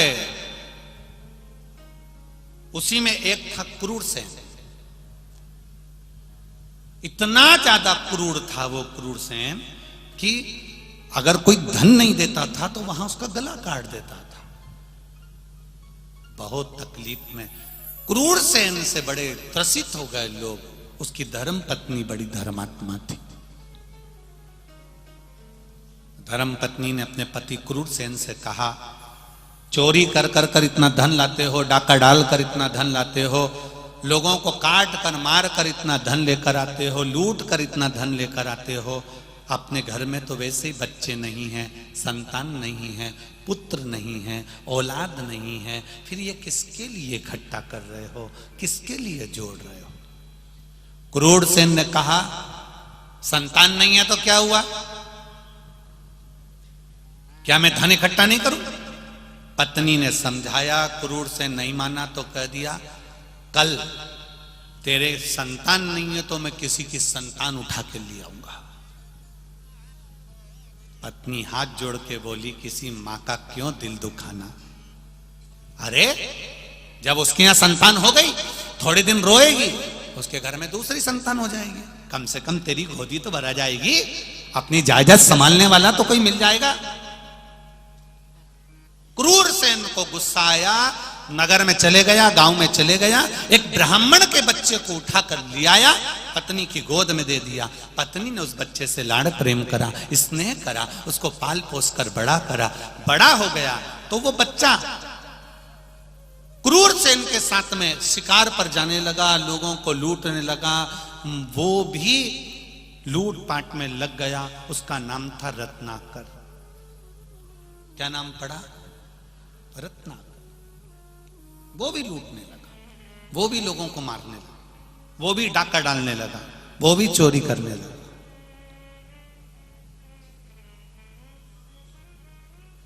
मां को बड़ा दुख होता कि मेरी औलाद, बताओ, ये भी ऐसा काम में लग गई। एक लगा हुआ था ठीक था, पर पिता के ये भी ऐसा चोरी करे, ये भी डाका डाले, ये भी लोगों को मारे, ये कहाँ का तरीका है? तो उसको माँ को बड़ा दुख होता था। धीरे धीरे रत्नाकर जब बड़ा हुआ, शादी कर दी, बच्चे हो गए, सब कुछ आनंद हो गया, बहुत बड़ा डाकू बन गया, बहुत बड़ा डाकू। एक दिन संत निकल कर जा रहे थे, उनके साथ में देवऋषि नारद निकल कर जा रहे थे। श्रीमन नारायण, श्रीमन नारायण, श्रीमन नारायण। रत्नाकर को लगा इतने सारे संत जा रहे हैं, इनके पास में पोटलियां हैं, पोटलियों में जरूर धन होगा। रत्नाकर ने उनको रोक लिया, अरे बाबा, क्या है तुम्हारे पास में, धन दो।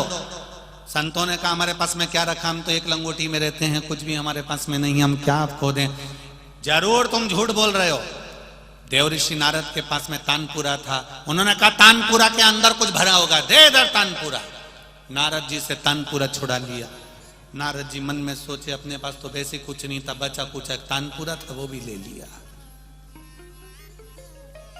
वो भी चले गए। नारद जी को बड़ा दुख हुआ। नारद जी ने मन में सोचा, ये डाकू है, इसको ऐसे समझाएंगे तो समझ में आएगी नहीं।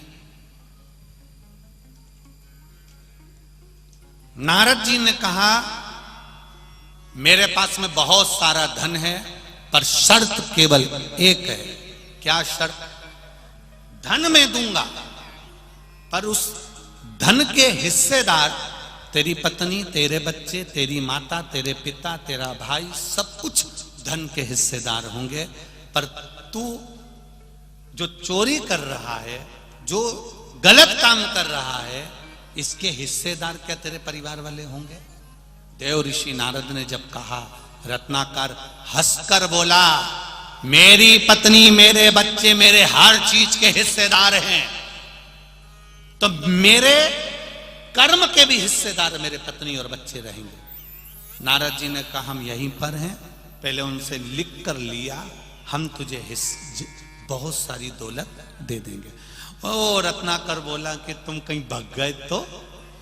नारद जी बोले, हमको पेड़ से बांध के चले जा, ले रस्सी। रस्सी से पेड़ से बांध दिया। देव ऋषि नारद को और संतों को। रत्नाकर अपने घर गए, अपनी पत्नी और बेटे को बुलाया, अपनी माँ को बुलाया, पिता को बुलाया, कहा मेरे पास में जो धन है उसका हिस्सेदार कौन कौन है? पत्नी कहती है मैं हूं, बेटा कहता है मैं हूं, पिता कहते हैं मैं हूं, मां कहती है मैं हूं। अब रत्नाकर ने पूछा, मैंने लोगों को मार डाला, मैंने लोगों का खून खच्चर कर दिया, उस पाप का, मेरे दुख का, मेरे कर्म का हिस्सेदार कौन कौन है? इतने में पत्नी ने कहा फालतू की बात मत करो, जिसने जो कर्म करा है उसको भोगना पड़ता है, तो तुम मेरे कर्म के हिस्सेदार नहीं हो, ये तो कभी हो ही नहीं सकता। बेटा कहता है पिताजी मैंने कभी नहीं कहा कि आप चोरी करो, आपके हिस्सेदार। मां कहती है मैंने कभी नहीं कहा कि तू चोरी कर ला। पिता कहता है मैंने कभी नहीं कहा तुझको कि मेरे साथ चोरी करने चल।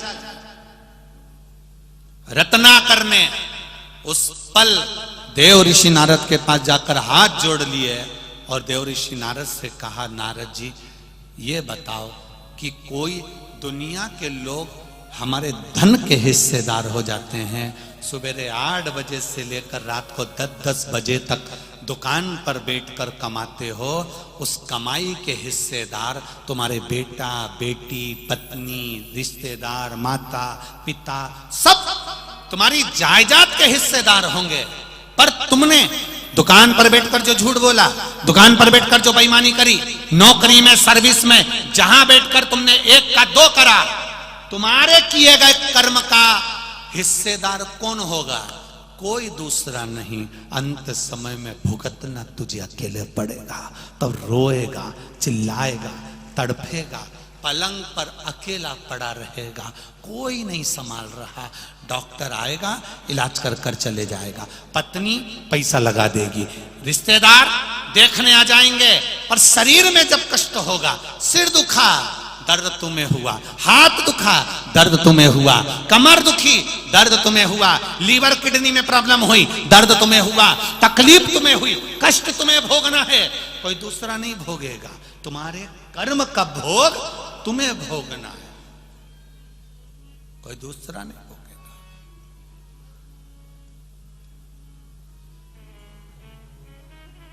सब पढ़ा।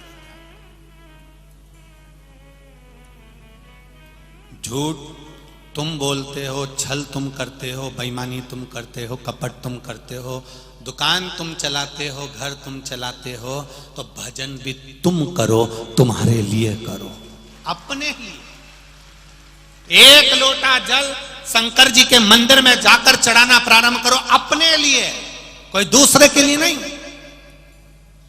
और चढ़ाया गया जल किस जगह काम आएगा? वो जल ही एक पत्र आया है, देखिए,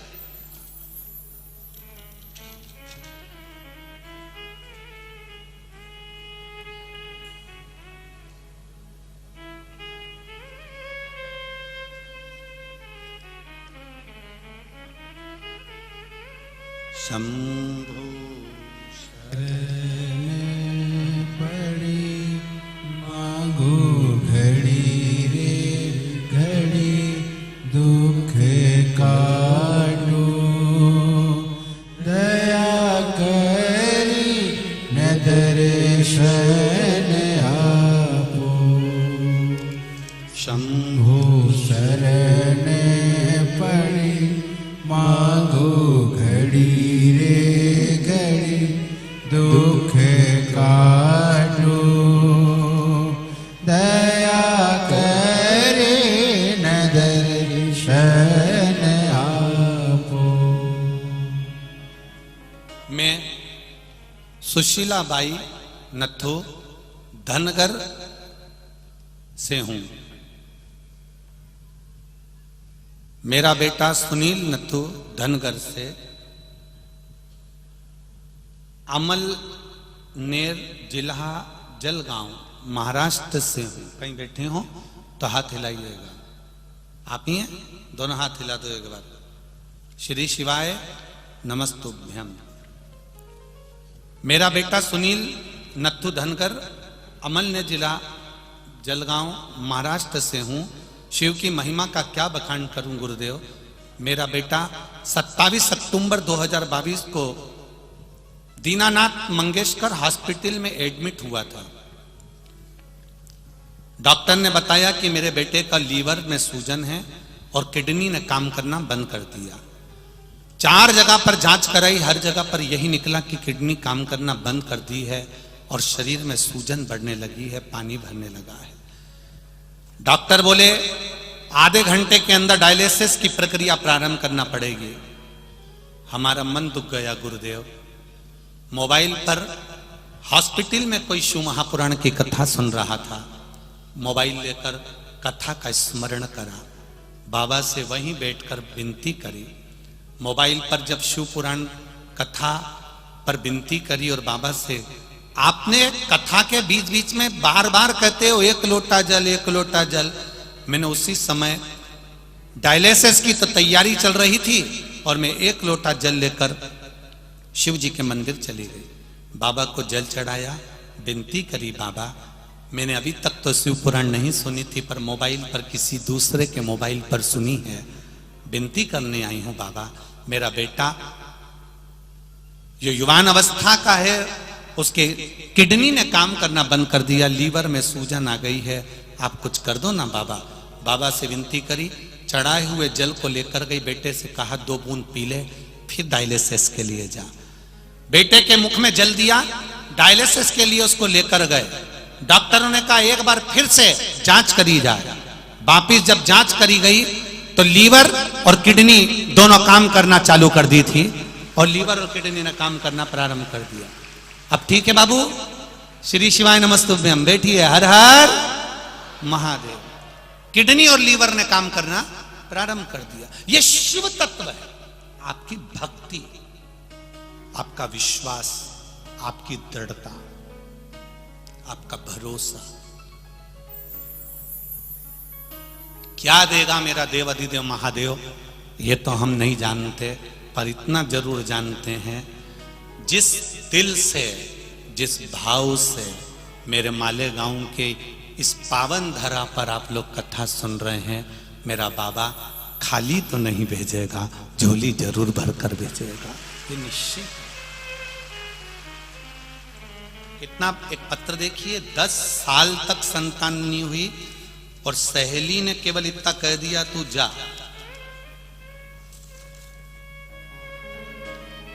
मेरा नाम लीना किरण पाटिल है, मैं एयरडोल से आई हूं। कहीं बैठी हैं आप? ही हाथ हिला दो एक बार, श्री शिवाय नमस्तुभ्यम। हाँ, दोनों हाथ हिलाओ एक बार ऐसे, श्री शिवाय नमस्तुभ्यम। मेरा नाम लीना किरण पाटिल है, मैं एयरडोल से आई हूं। मेरी सहेली सोनाली बाबी, उसको 10 साल से संतान नहीं थी। डॉक्टर ने टेस्ट बेबी का बोला, उसने 2 बार टेस्ट बेबी करवाया, संतान का सुख नहीं हुआ। तब मेरी सहेली ने कह दिया मुझे भगवान ने बांझ रख दिया, संतान नहीं है। मैंने मेरी सहेली से कहा, एक बार मैंने कथा आस्था चैनल पर 2 मिनट सुनी थी, उसमें सियोर वाला महाराज कह रहा था शंकर जी पे 1 लोटा जल चढ़ा और आंकड़े की जड़ को कमर में बांध ले और चल अपन दोनों सीहोर चलते हैं, वहां से रुद्राक्ष लेकर आते हैं। हम सीहोर पहुंचे, वहां से रुद्राक्ष लाए, रुद्राक्ष का जल शिव जी को चढ़ाए, जल पीना प्रारंभ करा। आज मेरी सहेली का 6ठा महीना चल रहा है, मैं बाबा को प्रणाम करने। 10 साल तक जिसको संतान नहीं, ये शिव तत्व। बेटी बहन, हर हर महादेव। शिव कृपा, शंकर की उदारता, उसकी करुणा। तुम्हारा विश्वास जब दृढ़ हो जाए, जब तुम्हें लगने लगे कि मेरा महादेव मेरे साथ में है, लोग कहते हैं मेरे पास में गाड़ी है, लोग कहते हैं मेरे पास में मेरा भाई है, लोग कहते हैं मेरे साथ में मेरा परिवार है, जिस दिन तुम्हारे मुख से निकलने लगे कि मेरे साथ मेरा महादेव है, समझ लेना वो हर पल, हर घड़ी, हर क्षण, हर पल है।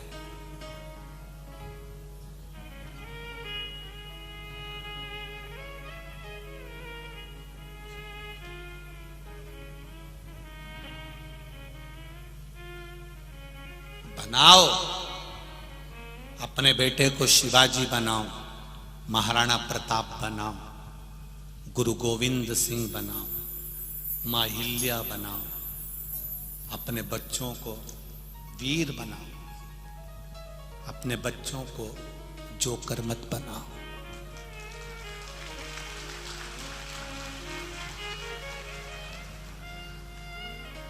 बनाओ, अपने बच्चे को प्रबल बनाने का प्रयास करिए।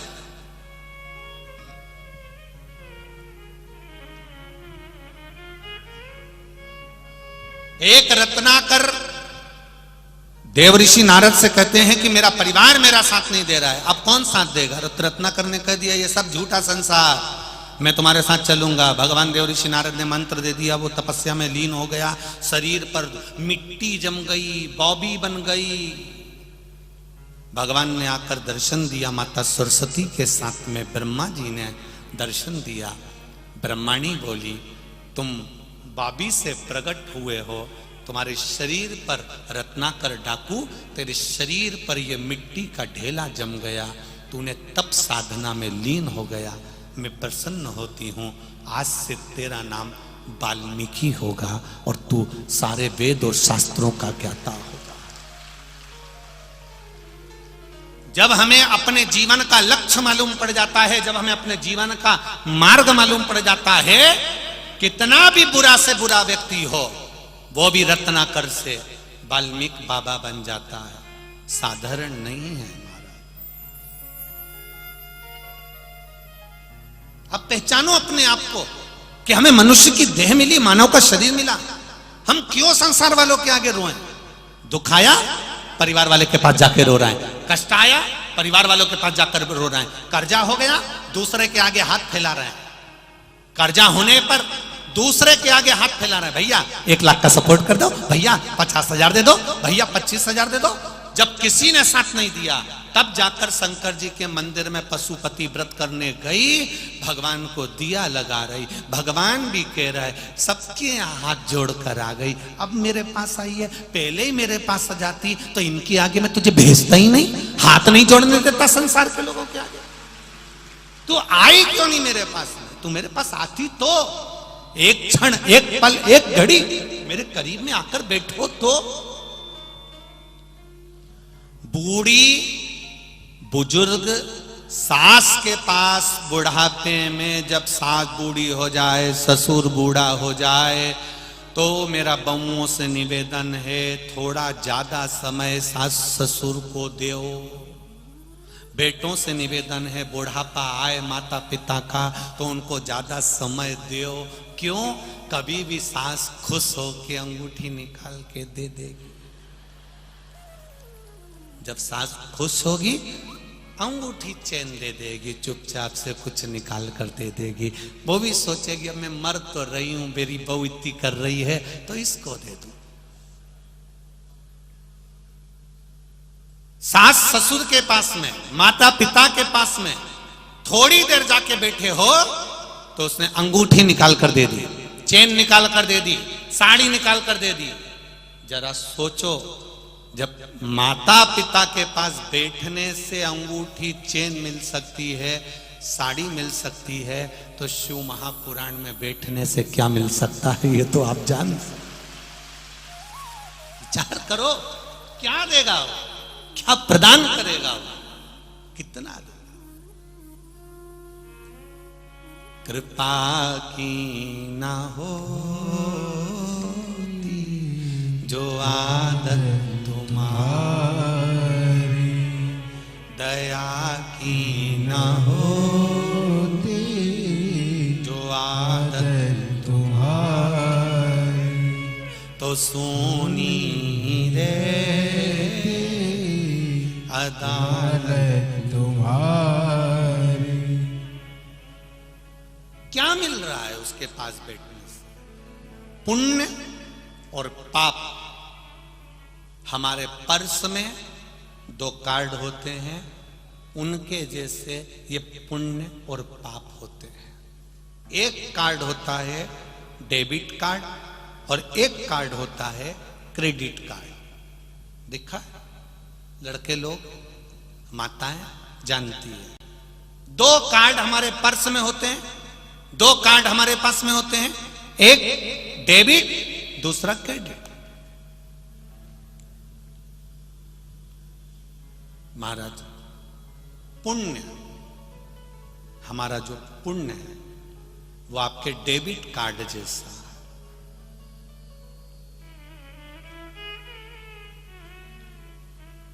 पुण्य डेबिट कार्ड। डेबिट कार्ड कैसा होता है? दुकान में गए, कार्ड लिया, फंसाया, पैसा उसके खाते में पहुंच गए और तुमने चाउमीन खाई, तुमने होटल में बैठ के एंजॉय करा। पुण्य डेबिट कार्ड है, लगाया। डेबिट कार्ड का मतलब होता है पहले जमा कर दो, उसके बाद में सुख भोगो। अर्थात पहले शिव पुराण सुन लो, शंकर जी पे एक लोटा जल चढ़ा लो, भगवान का भजन कर लो, श्री शिवाय नमस्तुभ्यम बोल लो, उसके बाद में जो चाहो सुख भोगो। ये पुण्य डेबिट कार्ड है। और पाप क्रेडिट कार्ड है। पहले चाउमीन खा लो, पानी पतासा खा लो, और वो क्या बोलते पानी पतासा को यहां पे, गुपचुप है। जैसे मुंह में गुप आदमी चुप है। तो पहले तुम पानी पतासा खा लो, गुपचुप खा लो, चाउमीन खा लो, दोस्तों के साथ में फुल एंजॉय करो, फुल। लाओ जरा 2 प्लेट इडली सांभर लाओ, खमन ढोकला लाओ, पानी पूरी लाओ, लाओ जरा चाउमीन लाओ, छमक लड्डू लाओ, ये लाओ, वो लाओ, खा तो खूब गए। अब कार्ड लाओ, ले आओ। जो कार्ड, इसमें तो 50 रुपये है।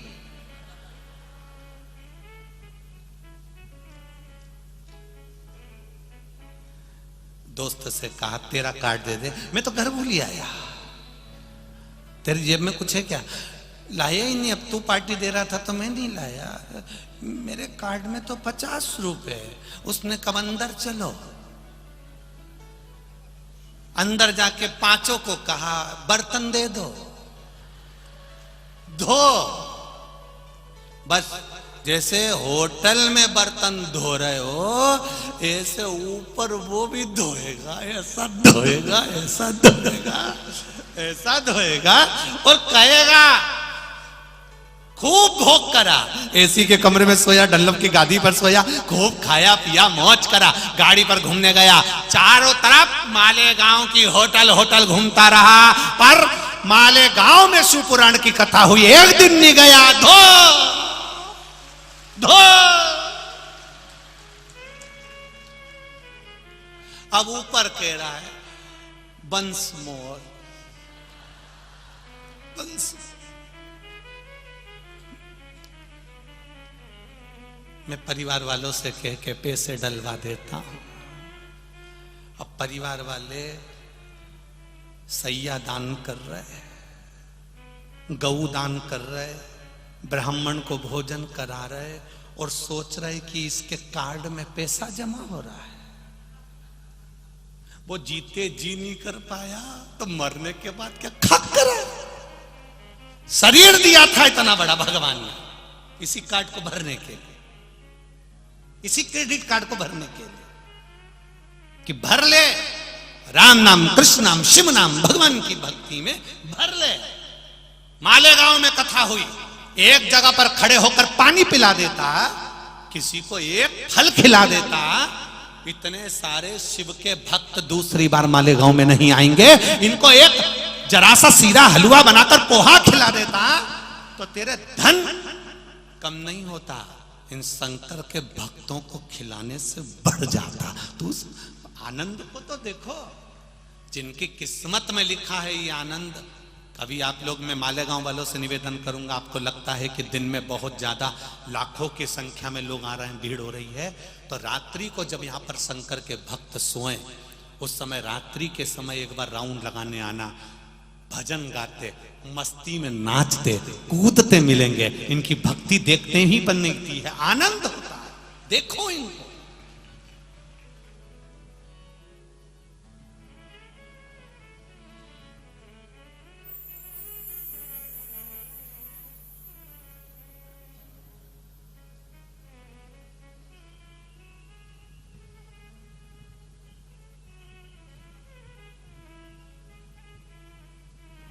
ये भक्ति देखने को मिलती है।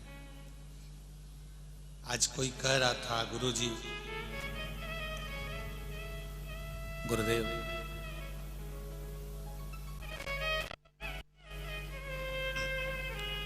हमारे महाराष्ट्र के जब बाला साहब ठाकरे जी आवाज लगाते थे तो पूरा महाराष्ट्र उलट जाता था। और गुरुदेव, महाराष्ट्र वालों ने यह दूसरा जलवा देखा है कि महादेव ने आवाज लगाई और पूरा महाराष्ट्र उलट कर आ गया।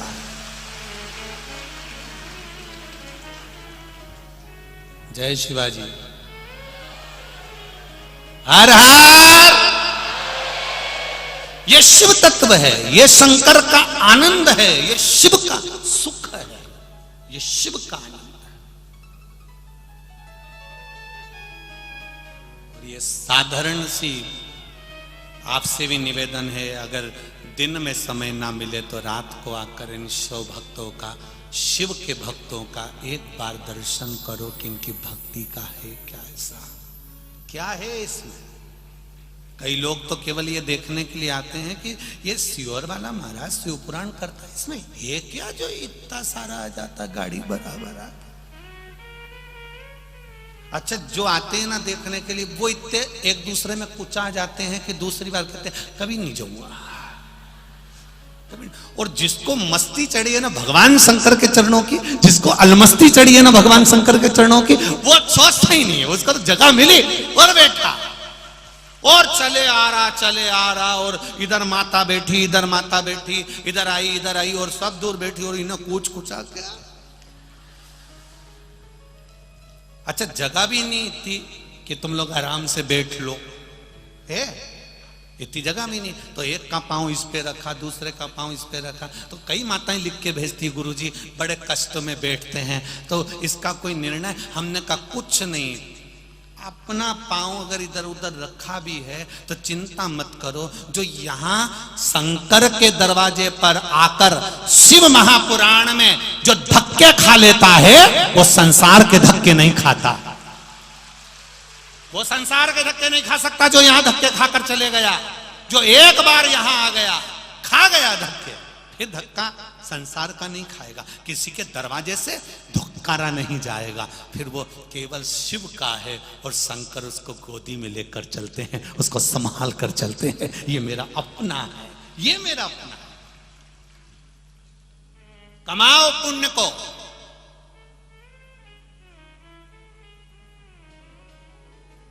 भरोसे मत रहना किसी दूसरे के। आप में से कितने लोग हैं जिन्होंने अपने पड़ोसी के बैंक में 50,000 रुपए जमा करे?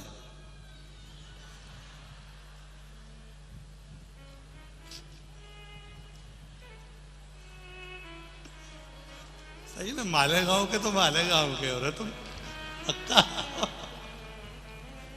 अब हम तो इतना ही बोले कि 50,000 रुपए, तुम तो हंसने की क्या जरूरत है।